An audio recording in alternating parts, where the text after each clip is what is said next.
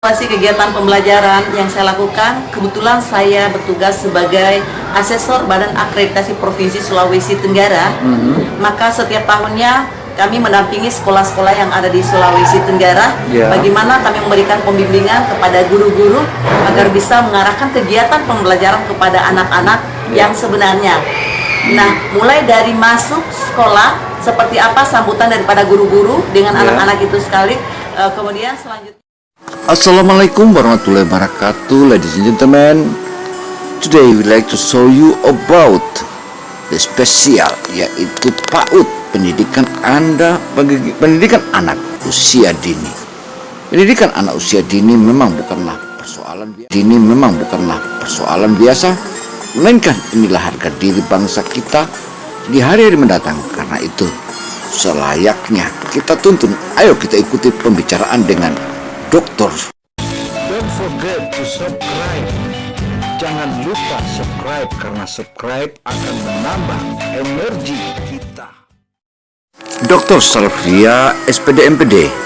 Dia adalah pakarnya pendidikan anak usia dini.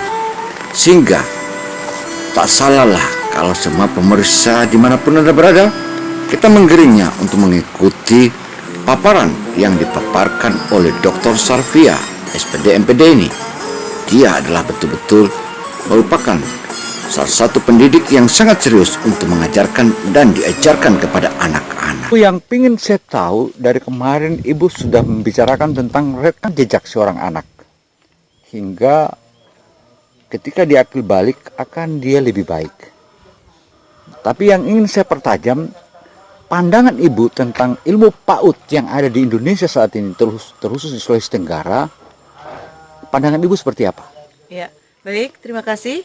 Pandangan saya sebagai asesor Badan Akreditasi Provinsi untuk mengetahui daripada bagaimana sekolah itu melaksanakan tentang PAUD ini dengan baik, maka setiap kali saya ke sekolah, saya memberikan arahan dan bimbingan kepada guru-guru agar mereka selalu melaksanakan kegiatan pembelajaran itu sesuai dengan apa yang diharapkan oleh pemerintah. Dalam hal ini, kita harus memberikan pembimbingan kepada anak, kepada gurunya, dan kepada orang tua murid. Kita senantiasa berkolaborasi dengan mereka. Apa yang kita harus berikan kepada mereka agar pendidikan yang diberikan itu punya dokumentasi. Nah, ini kita sangat membutuhkan rekam jejak daripada setiap sekolah itu melaksanakan kegiatan pembelajarannya. Sehingga setiap asesor yang turun di lapangan mengetahui apa sih yang dilakukan, pembelajaran apa yang dilakukan di sekolah itu seperti apa. Ya. Jadi kalau ada dokumentasinya, kita bisa melihat baik itu berupa foto ataupun video. Di seluruh Indonesia, sekolah-sekolah, taman kanak-kanak maupun PAUD-PAUD atau RA, Rodatul Atfal, itu harus memiliki dokumentasi. Oke. Otomatis kalau bicara dokumentasi, maka rekam jejak dari si anak ini tadi atau anak PAUD ini sangat jelas. Tapi yang ingin saya mau tanyakan adalah, apakah setelah di PAUD atau di playground atau di tetap pendidikan anak ini, bagaimana penilaian Ibu terhadap sekolah-sekolah yang ada di wilayah Sulawesi Tenggara? Kan setelah di PAUD mereka akan masuk ke SD. Di Sulawesi Tenggara, SD yang mana sebenarnya yang paling layak untuk ditempatkan anak-anak cerdas ini? Oke, baik. Kita mulai dari kerangka konsep pendidikan anak usia dini. Sudah disekolahkan, dititipkan oleh orang tuanya, yang diharapkan itu amanah di sekolah itu. Apa sih yang diberikan di sekolah itu tadi?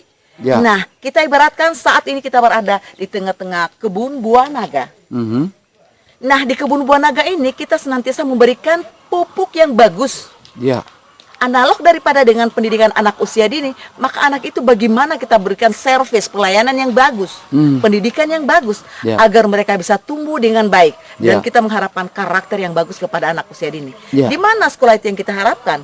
Salah satu contoh yang kita ambil di Sulawesi Tenggara adalah di sekolah SD Kuncu Pertiwi, di Kendari, sebagai rujukan daripada sekolah-sekolah lain yang ada di Sulawesi Tenggara. Apakah itu bagian dari smart school mungkin yang Ibu maksudkan? Ya, Itu adalah merupakan bagian daripada Smart School, tetapi karena di SD Kuncup Pertiwi ini adalah merupakan tindak lanjut dari sekolah TK Kuncup Pertiwi, dan ini adalah merupakan sekolah-sekolah percontohan, dan semua rujukan daripada orang tua murid banyak berbondong-bondong di SD Kuncup Pertiwi, karena di sana luar biasa pemberian materinya ataupun pendidikan yang diberikan oleh guru-gurunya sangat-sangat kompleks, sehingga harapan orang tua anak bisa nyaman dan bisa mencapai ilmu pengetahuan yang diharapkan. Oke, saya kembali kepada guru PAUD.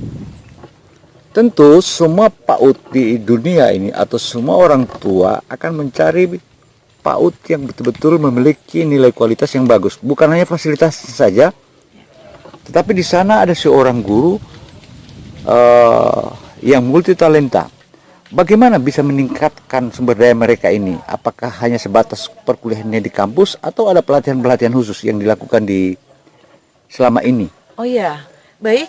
Setiap guru tidak cukup hanya memiliki konsep dasar ilmu kepautannya, tetapi kita senantiasa melakukan studi banding di tempat-tempat lain, di sekolah-sekolah yang sudah maju untuk bisa membandingkan apakah kita ini benar-benar evaluasi diri kita sudah cukup, apakah kita perlu mengembangkan. Tetapi sebagai konsep manusia secara psikologi, jangan pernah kita merasa bahwa kita sudah cukup memiliki pengetahuan, tetapi kita benar-benar belajar dan belajar terus untuk bisa mengembangkan ilmu pengetahuan yang kita miliki. Selain dari itu masih ada lagi? Masih ada lagi, kita harus melaksanakan kegiatan pelatihan-pelatihan yang insya Allah ke depan kami akan rencana menyelenggarakan Semarak PAUD Sulawesi Tenggara, dan saya sudah dihubungi oleh salah satu ibu dekan yang ada di Sulawesi Tenggara. Ke depan kita akan melaksanakan bagaimana semaraknya PAUD yang ada di Sulawesi Tenggara dengan berbagai macam kegiatan, baik itu guru-gurunya maupun anak-anaknya itu sendiri. Oke. Ada pesan khusus terhadap guru-guru PAUD atau orang-orang tua PAUD? Mungkin ada pesan yang bagi, taruhlah mungkin kebiasaan anak ini bagaimana dia disinkronkan antara perlakuannya di sekolahan dengan di rumah. Atau kira-kira apa yang dilakukan oleh seorang ibu guru maupun ibu di rumahnya? Mohon ibu jelaskan. Oke, baik, terima kasih. Saya kepingin berbagi dengan ibu-ibu yang ada di rumah. Marilah senantiasa kita sekolahkan anak kita di PAUD, karena anak yang disekolahkan di PAUD dengan yang tinggal dalam rumah sangat jauh berbeda hasil yang kita harapkan. Terkurung, sangat susah sekali untuk bisa beradaptasi dengan lingkungan bermainnya di sekolah. Tetapi bila mana anak itu sekolah di PAUD, maka interaksi sosial anak itu sangat baik sekali untuk bisa memahami kondisi, disiplinnya, dan lain-lain sebagainya, aturan-aturan yang diterapkan di sekolah itu. Kemudian kepada guru-guru saya mengharapkan agar senantiasa benar-benar lagi-lagi menjadi ibu yang sejati, ibu yang mengayomi anak-anak supaya mereka merasakan bagian. Oh ya, sebentar. Saya ingin menggali satu lagi, karena kemarin waktu saya melihat ibu-ibu atau ibu gurunya yang waktu syutingan di Kendari itu kan seakan-akan kelihatan bahwa ada antara ibu guru dengan murid-muridnya atau anak-anak PAUD. Tapi ibu belum pernah dikenal oleh anak-anak PAUD. Tapi tiba-tiba ibu begitu masuk, mereka merasa bahwa ibu itu adalah bagian dari temannya.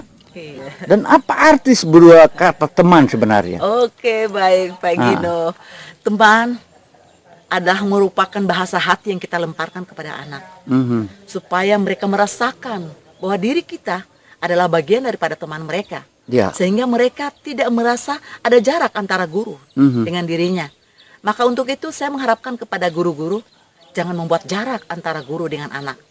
Ciptakanlah suasana yang benar-benar menarik bagi anak, agar kita selalu dirindukan oleh sang anak, dimanapun kita berada, baik melalui belajar, dengan bermain, ataupun apa saja yang mereka keluh kesah, senantiasa mereka keluh kesah dengan kita untuk bertanya dan meminta sesuatu. Artinya berarti anak-anak itu merasa tengayomi ya? Iya, betul. Berarti mereka selain memiliki ibu di rumah, juga punya ibu di sekolahan. Oh iya, benar sekali. Ya, terima kasih Bu. Saya kira itu paling tepat dan itu poin-poin yang penting. Makasih banyak.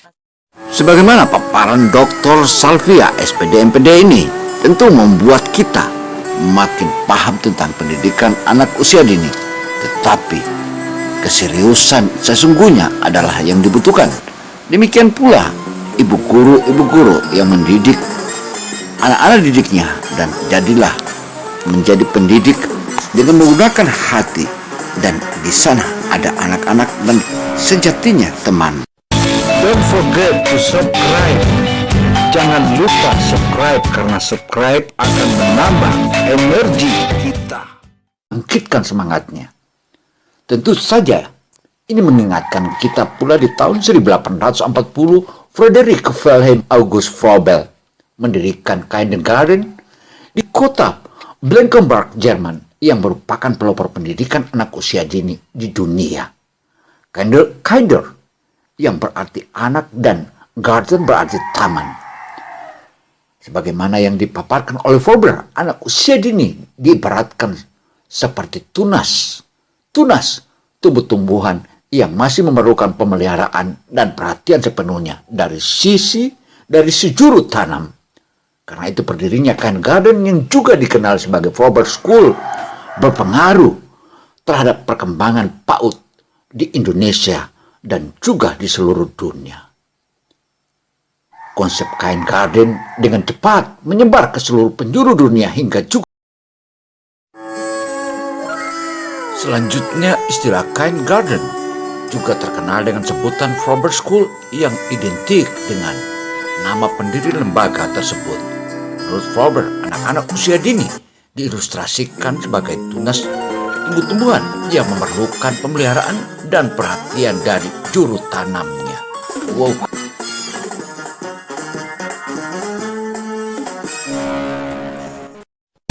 Don't forget to subscribe. Jangan lupa subscribe karena subscribe akan menambah energi kita. Pemirsa dimanapun Anda berada, tentu saja ada awal dan juga ada akhir. So ladies and gentlemen, of course we have beginning and then we have finishing too. So I hope you be understand and would you like to joining all of Salvia TV, because Salvia TV always give you special program how to get the best education for your child. Demikian catatan ini, saya reporter Gino Samsudin Mirsad melaporkan. Wassalamualaikum warahmatullahi wabarakatuh. Sampai jumpa di edisi dan episode berikutnya.